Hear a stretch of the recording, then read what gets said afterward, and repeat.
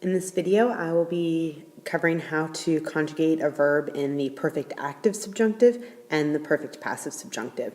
And once you've learned this, you will know all the tenses of all of your verbs, and really, you will know like pretty much everything about fully formed verbs, which is really, really cool. So you can like make a huge mental checkbox in the box that says, I know Latin verbs, once you've got this mastered. All right, so we're dealing with the perfect active subjunctive. We need to be starting with which principal part? So think about that for a second. Perfect active subjunctive. So I've got the principal parts here of amo, and the first two are present systems, so we're not going to use those. When we come over to the third and the fourth, we've got the perfect active and the perfect passive information. So we use this stem, AMAV, for active, and then amat in some form will help us do everything that's passive. So that means I'm using the stem AMAV. Okay, and then to get from that stem to my endings, I need to add in a sound that tells me that it is the perfect subjunctive. And that sound is ERI. So that's what's going to go right in here.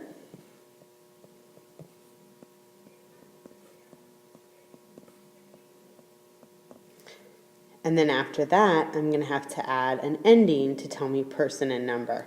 And I'm going to use M, S, T, mus, tis, ent.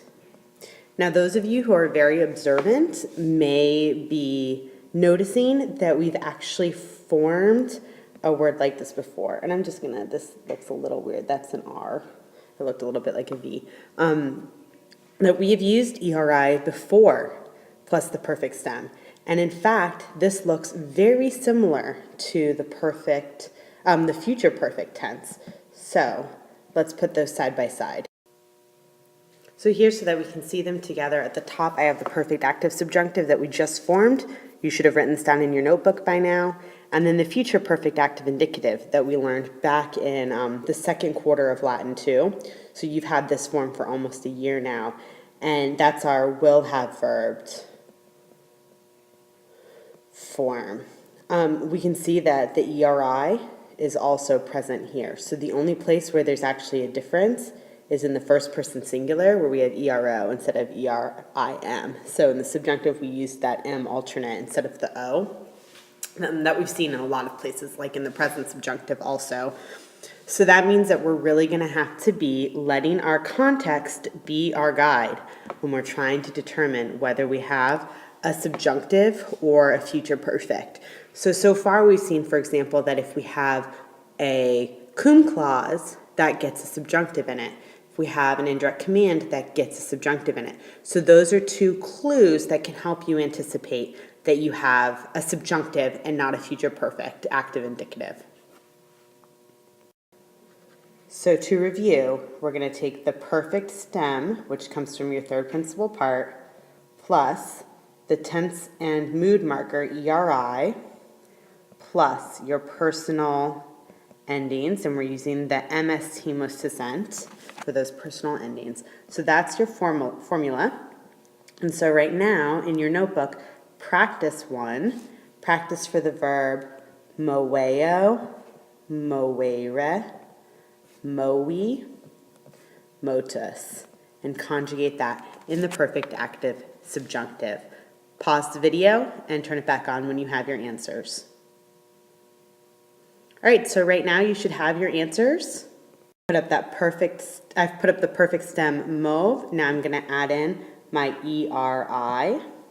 And now that I have the ERI, I'm going to add in my endings M, S, T, mus, tis, nt, and I've formed my perfect active subjunctive. But let's say, same verb, that I wanted to do the perfect passive subjunctive. Perfect passive, I have to go here to the fourth principal part. So I'm going to be using that as the base of my verb form. motus, and we know that this is actually motus, mota, motum, depending on the gender of our subject. And I'll just put all three of those in there. Make sure you're practicing this in your notebook. And then what happens to that in the plural? It becomes moti, I if it's feminine, and ah if it's neuter. So hopefully you remembered that.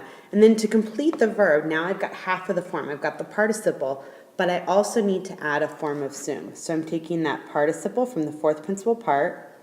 Sorry, hold on.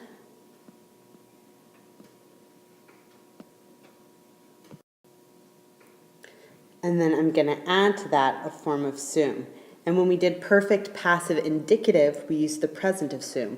So now that we're doing perfect passive subjunctive, I still need to use the present of sum, but I need to make it subjunctive. So if you think about what you practiced over the weekend and we looked at today in class, that's SI is the base plus the personal ending. So that form that you learned for sum, you also need to be able to create this. So I'll have motisim, motisis, motisit, motissimus, moticitus, moticent. And now I've created the perfect passive indicative. So remember, our formula is the fourth principal part adjusted for the tense. So motus has to become moti in the plural, plus a form of sum. And in this case, since we're making a subjunctive, we're going to use a subjunctive form of sum. So now you can practice. So take the verb that we started with earlier today, amo, make your verb chart, and conjugate it in the perfect passive subjunctive. So remember, the perfect passive subjunctive, we're taking the fourth principal part, which is the participle, plus the subjunctive of sum, since we want to create a subjunctive. So that subjunctiveness has to come in the form of sum. I'm going to write that again because it's a little unclear. In the form of sum. So practice, pause, and turn it back on when you're done. All right, so now you should be done with your chart. So remember, we're going to take that fourth principal part, amatus, and then in the plural, I'm going to have amati, amatai, amata. And then I have to add the subjunctive of sum, so you should have amatus sim, amatus, hold on, I just messed that up. Okay, let's try that again. Amatus sim, amatus sis, amatus sit, amati simus, amati situs, amati sent.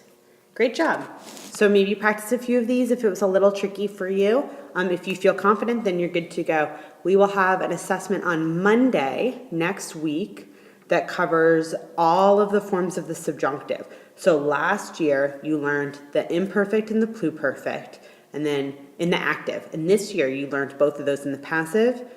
You've learned the present active and passive, and now you've learned the perfect active and passive. And we will be reviewing that. Thank you.